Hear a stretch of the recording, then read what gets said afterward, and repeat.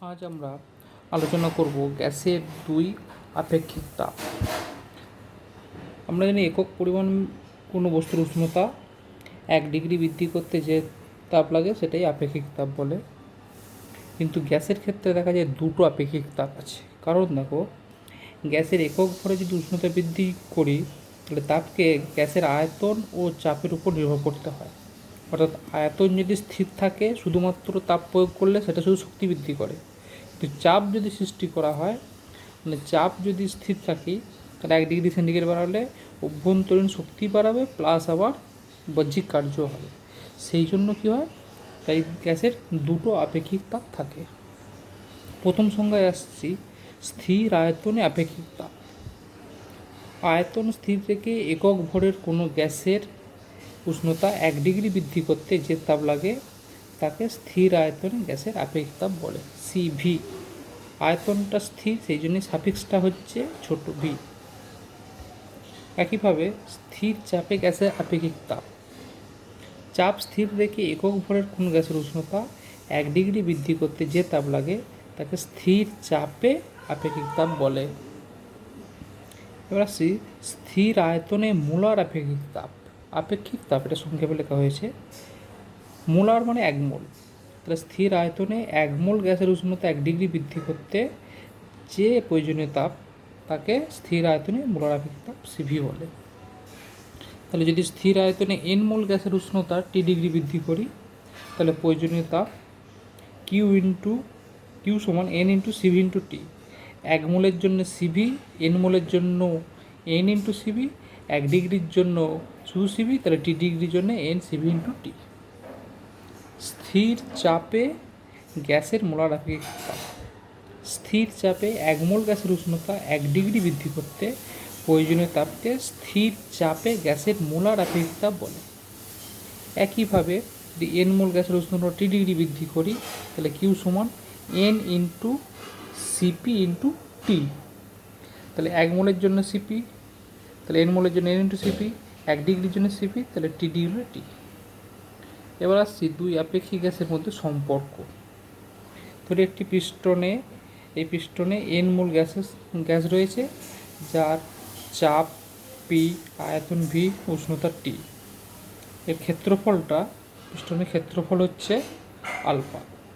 স্থির চাপে গ্যাসের উষ্ণতা টি থেকে টি ডিগ্রি বৃদ্ধি করলাম, ডিটি বৃদ্ধি করলাম,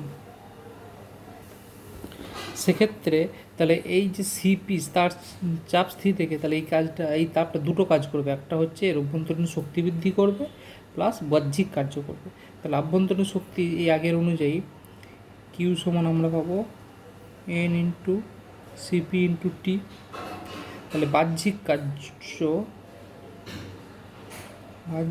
কার্য ডিডব্লিউ, ছোটো কার্য বলে ডিডব্লিউ ধরলাম।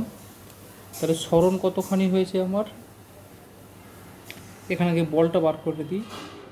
বল বাই ক্ষেত্রফল সমান আমরা জানি চাপ। তাহলে এখানে বল সমান চাপ পাচ্ছি, চাপ ইন্টু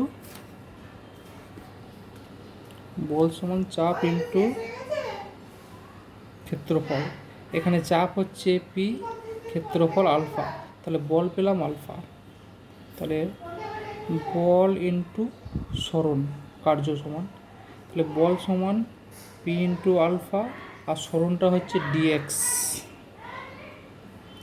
তাহলে ক্ষেত্রফল বল ইন্টু সরণ, এটা মানে কি ক্ষেত্রফল ইন্টু উচ্চতা, তার মানে আয়তন, তাহলে পি ইন্টু ডিভি।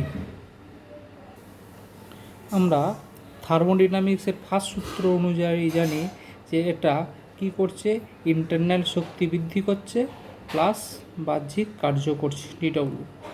ইন্টারনাল শক্তি কি করছে, এটা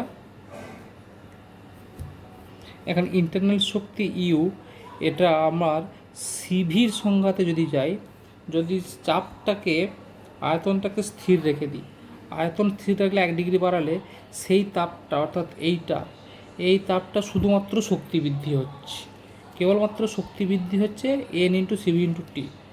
তাহলে এখানে ডি ইউ শক্তি সমান N into CV into T.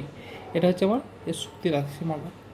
তাহলে আভ্যন্তরীণ শক্তি বৃদ্ধি হচ্ছে N into CV into DT করলাম, এখানে ডিটি বাড়িয়েছি বলে, প্লাস পি ইন্টু ডিভি। এখন এই কিউটা মোট কার্য কত করেছে, এইটা এন দিয়েছি, তাহলে N into CP into T বা N into CP into DT, DT করছি এখানে প্রত্যেকটাতে করেছি, minus N into CP into DT সমান পি ইন্টু ডিভি বা এন কমন নিচ্ছি, CP minus CB into DT সমান পি ইন্টু ডিভি। আবার আমরা জানি জুলের সূত্র অনুযায়ী W equal to JH SI unit. H হচ্ছে তাপ, তাহলে তাপ এইচ সমান ডব্লিউ বাই জে। এখানে ডব্লিউ সমান আমরা কী চাইছি, পি ইন্টু ভি, তাহলে P into DV by J, এটা মোট তাপ, তাহলে মোট তাপে আমরা এখানে লিখতে পারবো, বা N into CP minus CV into DT সমান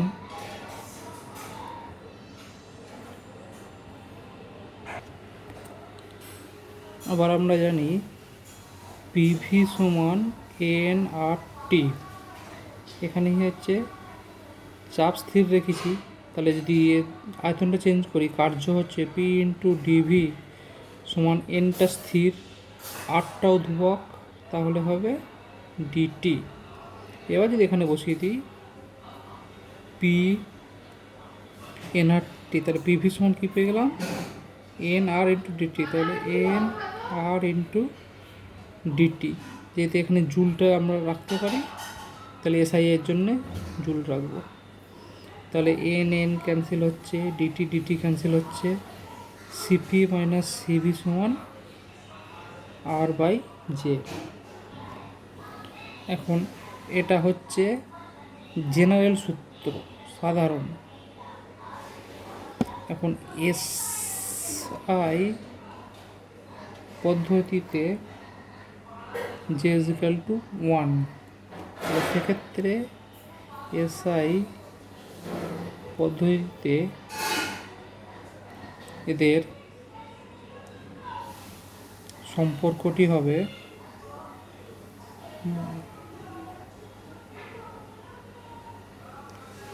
সিপি মাইনাস সিবি সমান আর বাই 1 বা সিপি মাইনাস সিভি সমান আর। এটাই হচ্ছে এসআই পদ্ধতিতে নির্ণেয় সম্পর্ক।